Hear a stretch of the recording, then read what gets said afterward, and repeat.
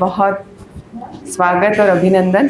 अच्छा, आपने गर्भ संस्कार का इतना सुंदर वार्तालाप अभी सर से सुना, डॉक्टर अनिल जी गर्ग से, मैडम, और मैं आपको अब इसके थोड़े से आगे ले जाऊंगी। अब हम ये देखेंगे कि आखिर हम हमारे बच्चे को गर्भ में किस तरीके से इंटेलिजेंट बना सकते हैं, हमारी वुम को कैसे स्मार्ट बना सकते हैं। तो बेसिकली हम सब चाहते हैं कि हमारा बच्चा बुद्धिमान, समझदार और संस्कारी बने। और बुद्धिमान बच्चा सिर्फ हमारा या हमारे परिवार के लिए ही नहीं, यह एक राष्ट्र और समाज के निर्माण के लिए जरूरी है। ऐसे बच्चे जब बड़े होकर नागरिक बनते हैं तो उनकी सफलता समाज और राष्ट्र की उन्नति में योगदान देती है। लेकिन अक्सर हम यह सोचते हैं कि यह प्रक्रिया तो जन्म के बाद शुरू होगी, बच्चे को शिक्षा देने की प्रक्रिया तो जन्म के बाद शुरू होगी, और हम इसके लिए एक महंगे से महंगे स्कूल की, अच्छे से अच्छी कोचिंग की दौड़ भाग में लग जाते हैं। लेकिन सत्य तो यह है कि बच्चे की बुद्धिमत्ता और व्यक्तित्व की नींव माँ की कोख में ही पड़ जाती है। और इसलिए हम गर्भावस्था से ही यदि बच्चे को संस्कारित और बुद्धिमान बनाने की शुरुआत करें तो यह न केवल परिवार की खुशहाली के लिए बल्कि हम हमारे राष्ट्र के निर्माण में यह एक ऐसा इन्वेस्टमेंट होगा जिसका रिटर्न जो है वो हमें उम्र भर मिलेगा। तो ये 1 साल का इन्वेस्टमेंट है, जैसा सर ने अभी बताया, 9 महीना प्लस 3 महीना उसके पहले। तो आपके बच्चे का गर्भ में कैसा विकास होगा, उसकी बुद्धि कैसी होगी, यह सिर्फ संयोग नहीं बल्कि ये 3 मुख्य कारकों का परिणाम है। और इसमें सबसे प्रथम है बच्चे का अपना स्वयं का कर्म। बेसिकली हर आत्मा का अपने कर्मों का एक लेखा जोखा होता है, और आत्मा जब पृथ्वी पर आती है तो उसे अपने कर्मों को पूर्ण करना होता है। तो वह एक ऐसे माता पिता का चयन करती है जो उसके कर्मों को पूर्ण करने में उसकी सहायता कर सके। अब यहाँ महत्वपूर्ण यह है कि आत्मा माता पिता का चयन कर रही है, लेकिन यदि आपने ऐसा उसे एटमॉस्फेयर दिया, इतना सकारात्मक माहौल दिया या ऐसे पॉजिटिव वाइब्रेशंस दिए, तो हो सकता है एक श्रेष्ठ आत्मा उसके श्रेष्ठ कर्मों को पूर्ण करने के लिए आपके घर को चूज करे। अब माता पिता की आनुवंशिक रचना, जेनेटिक मेकअप, जीन्स को तो नहीं बदला जा सकता, ये बात सत्य है, लेकिन जीन्स के स्ट्रक्चर को नहीं बदला जा सकता, लेकिन उसके एक्सप्रेशन को हम चेंज कर सकते हैं, उसके फिनोटाइप को हम चेंज कर सकते हैं। जैसा सर ने अभी बताया, इसी को हम इपिजेनेटिक्स बोलते हैं। तो जो अच्छा जीन है उसको हम सक्रिय कर सकते हैं। ये माँ की जीवन शैली और भावनात्मक स्थिति के ऊपर निर्भर करता है। अच्छे जीन्स को हम सक्रिय कर सकते हैं, बुरे को हम निष्क्रिय कर सकते हैं, और इसका प्रभाव हमारे बच्चे के ऊपर पड़ेगा। और ये सब हम कर सकते हैं गर्भावस्था में नर्चर और केयर से। किस तरीके से हमने गर्भावस्था में हमारे बच्चे की देखभाल करी है, उसी से हम उसकी पुरानी जो कर्मों की, उसकी जो प्रवृत्तियां हैं और जो उसका जेनेटिक मेकअप है, उसके भी एक्सप्रेशन को हम चेंज कर सकते हैं, और इसी को हम गर्भ संस्कार कहते हैं। तो माँ एक कलाकार के समान है, और यदि कलाकार को अपनी सर्वश्रेष्ठ कृति को जन्म देना है, एक श्रेष्ठ कृति के लिए उसे मेहनत करनी पड़ेगी। एक चित्रकार को यदि एक अच्छा चित्र बनाना है, एक खिलाड़ी को यदि अपने देश के लिए खेलना है, तो उसके लिए वो बहुत मेहनत करता है। तो यदि एक माँ को अपने श्रेष्ठ संतान को जन्म देना है तो उसके लिए उसे मेहनत करनी पड़ेगी। यदि माँ के मन में यह पूर्ण स्पष्टता हो कि वह अपने बच्चे में कौन कौन से गुण विकसित करना चाहती है, तो गर्भावस्था के दौरान वो लगातार यदि इन्हीं गुणों पर केंद्रित रही तो इसमें कोई संदेह नहीं कि वो जैसा बच्चा चाहती है वैसा बच्चा पाएगी। यहाँ मैं आपको एक कहानी सुनाना चाहूंगी, रानी मदालसा की कहानी। यह हमारे मार्कंडेय पुराण में इसका उल्लेख है। रानी मदालसा एक अत्यंत गुणी, ज्ञानी और तपस्विनी महिला थी। वो राजा ऋतुध्वज की पत्नी थी। मदालसा गर्भ काल से ही अपने विचारों और भजनों के द्वारा शिशु को शिक्षा दिया करती थी। और चूंकि वो बहुत आध्यात्मिक थी तो उनका यह मानना था कि यह संसार एक माया है और हम शरीर नहीं आत्मा हैं। और परिणाम स्वरूप उनके इन्हीं विचारों के कारण उनके पुत्र जन्म से ही गंभीर, तेजस्वी और आत्मचिंतनशील होते थे, और उनमें वैराग्य उत्पन्न हो जाता था। प्रथम 3 संतान उनकी वैराग्य को चुनकर और संन्यास को उन्होंने ग्रहण कर लिया, और राजा ऋतुध्वज चिंतित हो गए। उन्होंने मदालसा से कहा कि अपनी अगली संतान को राज, धर्म और कर्म के मार्ग पर चलाना होगा। तब मदालसा ने चौथे पुत्र के गर्भ में रहते ही उसे राजा के योग्य बनने के लिए प्रेरक विचार, कर्म, नीति और धर्म का ज्ञान देना प्रारंभ किया। परिणाम स्वरूप एक श्रेष्ठ, बुद्धिमान और नीति समर्पित राजा बना और उसका नाम था अलर्क। यह कथा दर्शाती है कि जब माता पिता के मन में स्पष्ट दृष्टि और संकल्प हो तो संतान समाज और राष्ट्र के लिए एक अमूल्य धरोहर बन सकती है। और आधुनिक विज्ञान भी इसी बात को मानता है। वह सिद्ध करता है कि भ्रूण का मस्तिष्क गर्भ के 3 से 4 सप्ताह में बनना शुरू हो जाता है और जन्म तक तेजी से विकसित होता रहता है। और 3 से 4 सप्ताह मतलब कई बार माता को पता भी नहीं कि उसने कंसीव कर लिया, वो प्रेग्नेंट हो गई है। और इस समय का उसका जो तनाव है, पोषण है, हार्मोन है, और कोई उसने गलत चीज यदि ले ली है, उसका खाना पीना, जैसे आज अल्कोहल और स्मोकिंग का सेवन बहुत ज्यादा बढ़ गया है। आप इस चित्र में देख रहे हैं कि ये वाला जो ब्रेन है, ये एक नॉर्मल ब्रेन है 6 सप्ताह के बालक का, और ये आप जो सिकुड़ा हुआ ब्रेन देख रहे हैं, ये अल्कोहल वाला ब्रेन है, फीटल अल्कोहल सिंड्रोम का ब्रेन है। तो ये कुछ ऐसे परिवर्तन हो जाते हैं जिनका बाद में कोई इलाज संभव नहीं। अब इस ब्रेन को हम नॉर्मल नहीं कर सकते। तो थोड़ा सा और साइंस में मैं आपको ले जाना चाहूंगी। जो नर्वस सिस्टम का डेवलपमेंट है, जैसा मैंने बताया 3 से 4 सप्ताह में शुरू होता है, उसके आगे हम बड़े 5 से 6 सप्ताह में न्यूरॉन्स का डेवलपमेंट शुरू हो जाता है। न्यूरॉन्स तेजी से मल्टीप्लाई होते हैं। ये जो न्यूरॉन्स हैं, ये बेसिकली ब्रेन के कोशिकाएं हैं। तो हमारा शरीर सेल से बना है, हमें पता है। हर ऑर्गन के सेल का अपना अपना नाम होता है। जो ब्रेन का सेल है उसे हम न्यूरॉन कहते हैं। तो ये न्यूरॉन तेजी से डेवलप होते हैं, मल्टीप्लाई होते हैं, और इनके मल्टीप्लाई होने की जो गति है वो 1 मिनट में 2.5 लाख न्यूरॉन तक बन जाते हैं। और जन्म तक ये करीब 100 अरब न्यूरॉन हो जाते हैं। 100 अरब मतलब जितने तारे इस आकाश में हैं, अनगिनत न्यूरॉन्स। इतने न्यूरॉन्स यदि हैं और सबने कार्य कर लिया, तो आप सोचिए आपका बालक कितना इंटेलिजेंट होगा। लेकिन ऐसा होता नहीं है, क्योंकि 8वें महीने के बाद में धीरे धीरे ये न्यूरॉन्स का नंबर कम होने लगता है। तो आप कल्पना कीजिए, आप इसे सोचिए कि हमने बहुत सारे बल्ब ला के रखे हैं। दिवाली के समय लाखों बल्ब हमने ला के रख दिए, लेकिन उनमें प्रॉपर वायरिंग नहीं करी, तो क्या वो बल्ब प्रकाश देंगे? तो वो बल्ब या तो खत्म हो जाएंगे, गलत वायरिंग यदि कर दी तो, या वो प्रकाश नहीं देंगे। तो इन न्यूरॉन्स के बीच में यदि प्रॉपर कनेक्शन नहीं है, यदि साइनेप्सिस नहीं बने, वायरिंग नहीं हुई, तो ये न्यूरॉन्स क्या करेंगे? धीरे धीरे बॉडी इनको कम करना चालू कर देती है। और हम चाहते हैं कि मैक्सिमम नंबर ऑफ न्यूरॉन्स हमारे बच्चे में रहे, तो हमें क्या करना होगा? हमें हमारे बच्चे के सेंसरी सिस्टम को स्टिमुलेट करना होगा। यदि हमारे बच्चे के सेंसरी सिस्टम को हम स्टिमुलेट करते रहे, उसे अच्छा ज्ञान देते रहे, कुछ क्रिएटिविटी करते रहे, तो ये न्यूरॉन्स एक्टिव रहेंगे और हमारा बच्चा उतना इंटेलिजेंट बनेगा। तो नॉर्मली जब हम इंटेलिजेंस की बात करते हैं तो हम आईक्यू की बात करते हैं। आईक्यू का मतलब इंटेलेक्चुअल इंटेलिजेंस। ये हमारा left part of the brain इसको कंट्रोल करता है, और ये लॉजिकल रीजनिंग से हम इसको बढ़ा सकते हैं। हमारा right part of the brain emotional intelligence को कंट्रोल करता है। यदि हम कुछ क्रिएटिविटी करते हैं, कुछ अच्छी चित्रकारी करते हैं, म्यूजिक सुनते हैं, तो ये डेवलप होता है। हमें सिर्फ आईक्यू नहीं, हमें ईक्यू भी चाहिए। यदि आईक्यू और ईक्यू का प्रॉपर डेवलपमेंट हुआ, दोनों में सामंजस्य हुआ, तो आपका बच्चा स्पिरिचुअली इवॉल्व होगा, उसका दोनों पार्ट ऑफ द ब्रेन काम करेंगे और वो जीवन के विभिन्न पहलुओं में संतुलन और सामंजस्य बनाकर रख पाएगा। एक प्रसिद्ध मनोवैज्ञानिक हुए हैं हार्वर्ड गार्डनर, उन्होंने बुद्धिमत्ता के मतलब मल्टीपल इंटेलिजेंस थ्योरी दी है। तो आपने देखा होगा कि बहुत सारे व्यक्तियों में अलग अलग तरह की इंटेलिजेंस होती है। जैसे आप स्वामी विवेकानंद जी को लें तो उनकी पिक्टोरियल मेमोरी थी।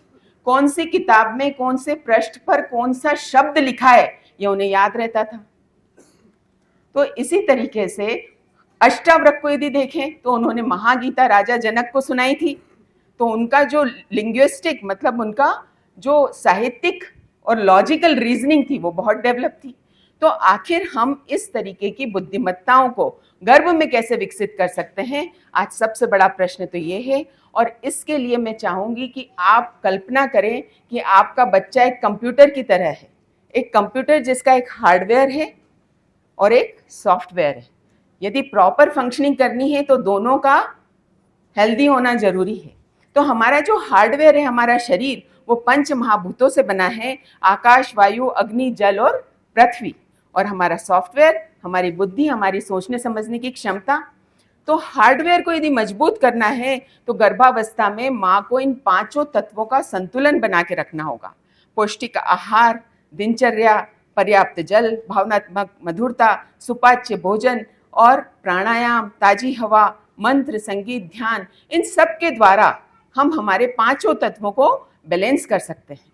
इस पिक्चर के माध्यम से आप समझिए कि यदि आप कुछ अच्छे मिट्टी के खिलौने बनाते हैं तो उस समय आपका पृथ्वी तत्व, क्रिएटिविटी आ रही है आप में।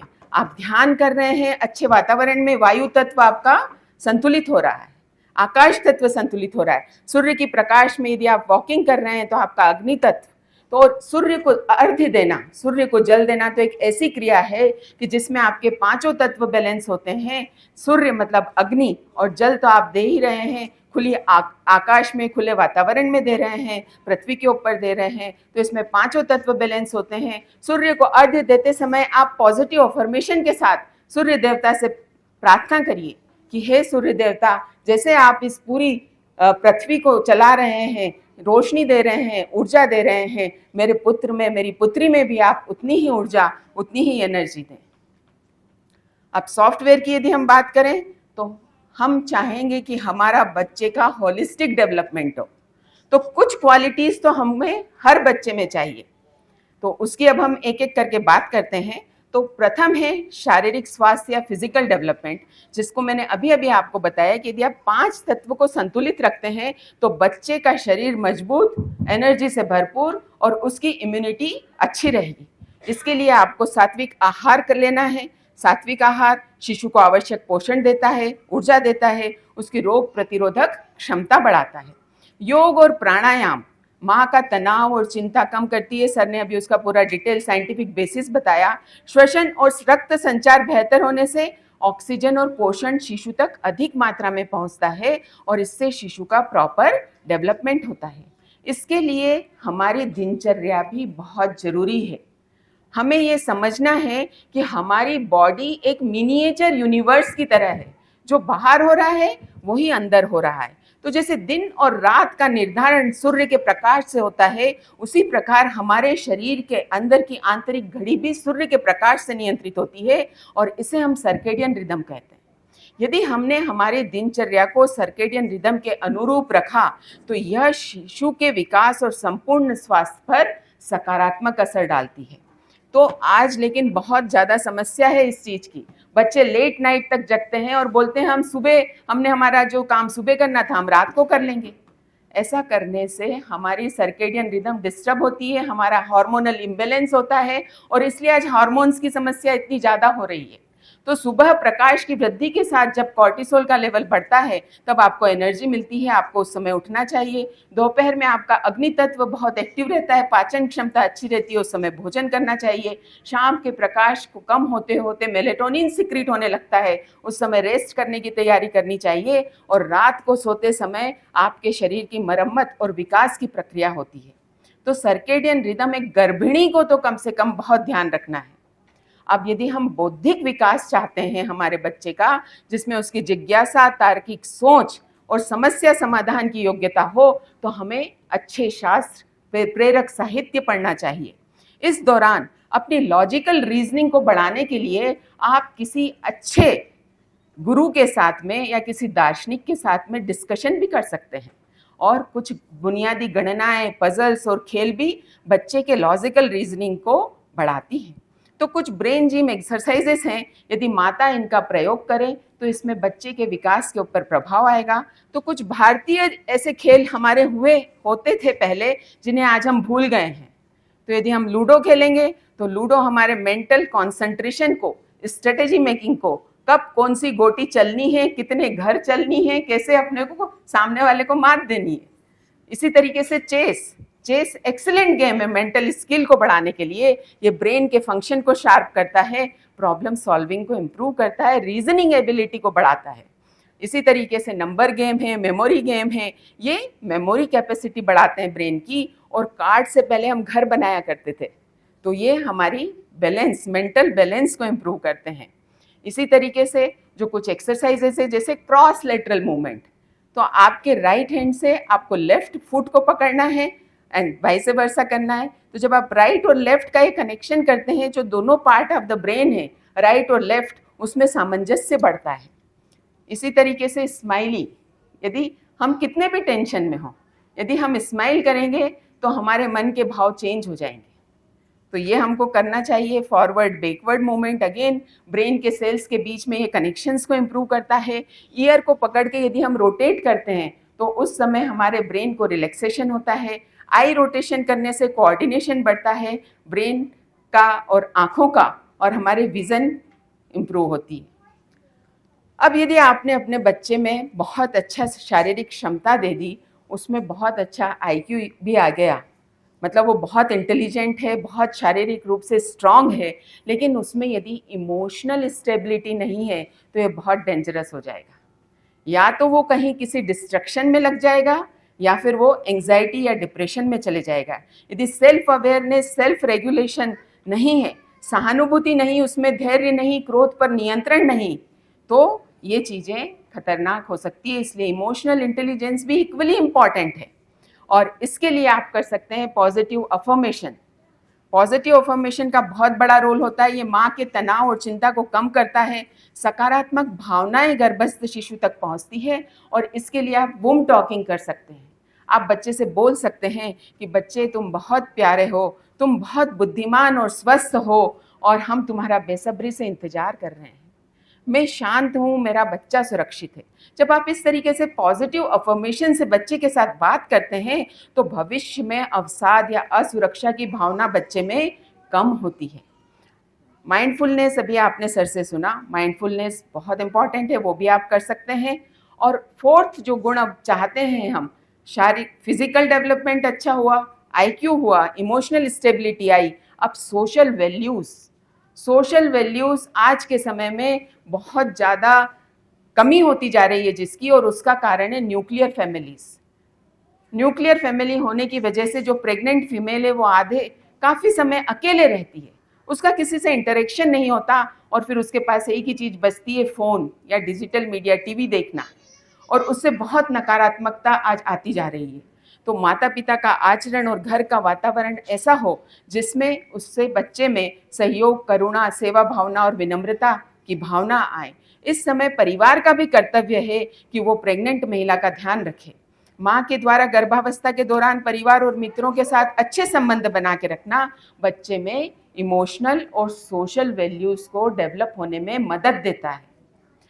अच्छे सम्मेलनों में आपको जाना चाहिए, और ध्यान रहे ऐसे लोगों से न मिले जो नकारात्मक हो। सकारात्मकता प्रेगनेंसी के समय बहुत ज़रूरी है। पारंपरिक, धार्मिक और सांस्कृतिक गतिविधियों में भाग लेना। अब जो नेक्स्ट क्वालिटी जो हम हर बच्चे में चाहेंगे वो है क्रिएटिविटी।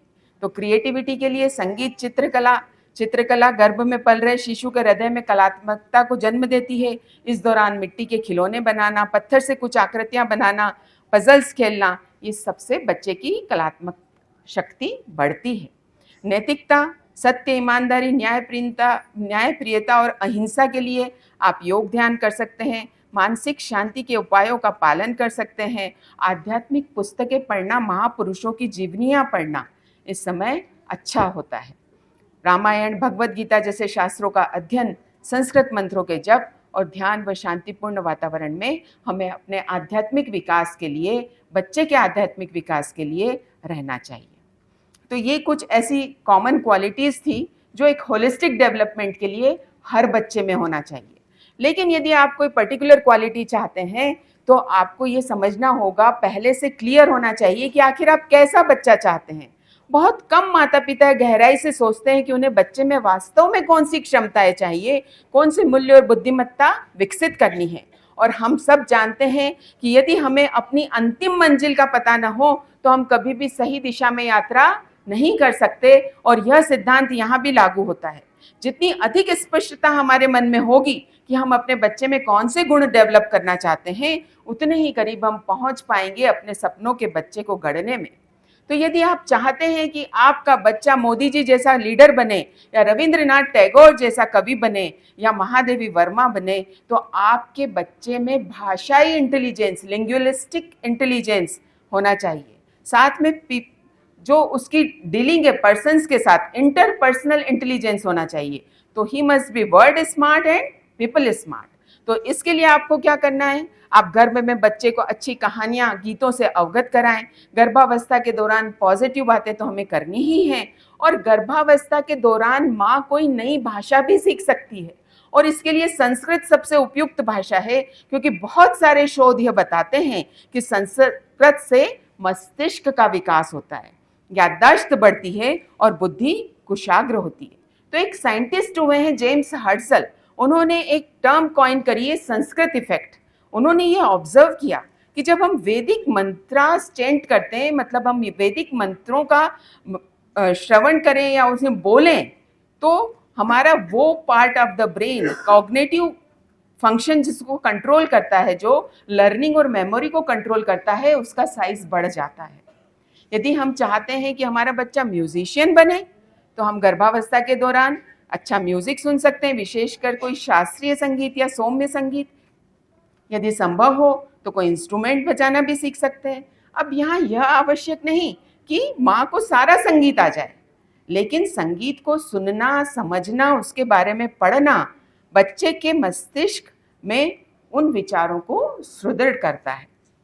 तो यहाँ पर एक और इफेक्ट की बात करूँगी, मोजार्ट इफेक्ट, जो यह बताता है कि यदि फीटस को क्लासिकल म्यूजिक के साथ एक्सपोज किया जाए तो उसके ब्रेन का फंक्शन और मेमोरी बेहतर होती है। आप सब जानते हैं कि हरि प्रसाद चौरसिया के पिता भी राकेश चौरसिया जी थे, और शिव कुमार शर्मा के घर ही राहुल शर्मा जैसे संतूर वादक का जन्म हुआ, और यह गर्भ संस्कार की ही देन है।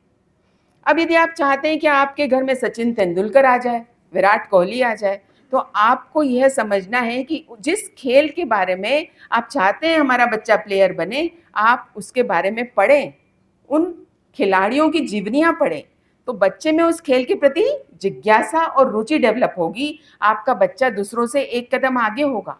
और हो सकता है यदि गर्भाधान से पहले आपने ऐसे सकारात्मक संकेत दिए, तो किसी विशेष प्रतिभाशाली दिव्य आत्मा का स्वागत आपके घर में हो। यदि आप डॉक्टर बनाना चाहते हैं तो उसे सेवा, सहानुभूति और दया से जुड़ी कहानियां सुनाएं। जीव विज्ञान, मानव शरीर स्वास्थ्य संबंधी किताबें पढ़ें, देखें, महान चिकित्सकों की जीवनियां पढ़ें, और जड़ी बूटियों, पौधों और प्राकृतिक उपचारों पर ध्यान दें। यदि आप चाहते हैं कि आपके घर में अब्दुल कलाम जैसे साइंटिस्ट हों, तो आप अपने मन में जिज्ञासा को पैदा करें, क्यों, कैसे, इन प्रश्नों पर चिंतन करें, और अपने पसंद की, यदि कोई फिजिक्स, केमिस्ट्री जो आपको पसंद है, उस तरीके की सरल पुस्तकें आप पढ़ें, और आर्यभट्ट और सीवी रमन जैसे वैज्ञानिकों की जीवनियाँ सुनाएं। यदि आप चाहते हैं कि आपका बच्चा सत्या नडेला और सुंदर पिचाई जैसा कोई CEO बनकर पूरे वर्ल्ड को अपने कंट्रोल में रखें, तो तार्किक सोच, गणित, ज्योतिमिति, मतलब जितना भी अपना ये सारे लॉजिकल रीजनिंग है, उसमें आपको ध्यान देना चाहिए। यदि आप चाहते हैं कि आपका बच्चा आर्किटेक्ट बने, तो वास्तुशास्त्र से पड़ी चीज से रिलेटेड चीज़ें उसे सुनाएं। तो कहने का मतलब है, जैसा आप चाहते हैं अपने बच्चे में जो एक्स्ट्रा क्वालिटीज़, उन्हें आपको अपने विचारों में लाना है, उनके बारे में पढ़ना है। इससे आपका बच्चा एक सीढ़ी ऊपर होगा, उसमें उन सब चीज़ों को लेके जिज्ञासा रहेगी। तो जैसा सर ने बताया, आपको यह सोचना है कि आपका बच्चा आपके गर्भ में नहीं बल्कि आपके गोद में ही है। और यह वीडियो मैं आपको दिखाती हूँ। गर्भ संस्कार का सारा सार बस इसी गोद में है कि बच्चा कोख में नहीं, आपकी गोद में है। वो जो देखता है वही तो सीखता है, वो जो सुनता है वही तो बोलता है। जो आपकी भाषा है, जो आपके शब्द हैं, उसे बस वही उपलब्ध है। आपके भाव का प्रभाव उसका स्वभाव बन सकता है, आपका कोई दुर्गुण उसका तनाव बन सकता है। माँ बाप का आचरण बच्चे के मन पर रंग बनकर चढ़ता है और वही उसका अस्तित्व बिगड़ता है।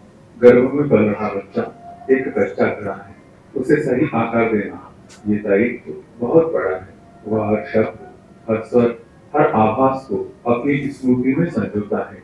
आपके हंसने पर वह हंसता है, आपके रोने पर वह रोता है। आप चाहे इस पर विश्वास करें या न करें, लेकिन ये सच में होता है। अभिमन्यु और प्रहलाद, इनके नाम तो सुने होंगे, इनके प्रसंग भी होंगे न याद, तो मानेंगे ना कि गर्भ में पल रहा बच्चा एक निर्माणाधीन बच्चा खड़ा है। वो आपके व्यवहार की खुशी से स्वयं के जीवन का चित्र बनाता है। आपका आचरण योग्य हुआ तो उसका जीवन चित्र फिर सभी को भाता है। आपकी सकारात्मकता उसकी उड़ान को नए शिखर देती है, आपकी नकारात्मकता उसके पंखों को थाम लेती है। और इस सच के बीच वो दूर सत्य यह है कि हम सभी आनंद के अखंड स्रोत परमेश्वर के अंश हैं, और माँ उसी ईश्वर का जीवंत रूप है। हर उपमा से परे वह अनंत है। माँ सृष्टि भी है, माँ सृष्टा भी है, वह दृश्य भी है, वह दृष्टा भी है। माँ ही रचती है तन, मन और जीवन। जब वह सगर्भा होती है, उसकी मुस्कान, उसकी प्रसन्नता में ईश्वर की सृजन शक्ति झलकती है। एक माँ नए विश्व को रचने की शक्ति रखती है। इसलिए हे माँ, अपने भीतर आनंद का दीप जलाए, हर क्षण को आनंद से भर दो। तुम्हारे आंगन में दिव्यता खेले, इसलिए अपने हर पल को तपमय कर दो। अमृत का निवास आनंद में है और विष का वास क्रोध में है। इसलिए स्मरण रहे, गर्भ संस्कार का सारा सार बस इसी बोध में है कि बच्चा कोख में नहीं, आपकी गोद में है। बच्चा कोख में नहीं, आपकी गोद में है। बस इतना ही निवेदन है कि गर्भ संस्कार की शक्ति को आप जानिए और पहचानिए। Thank you.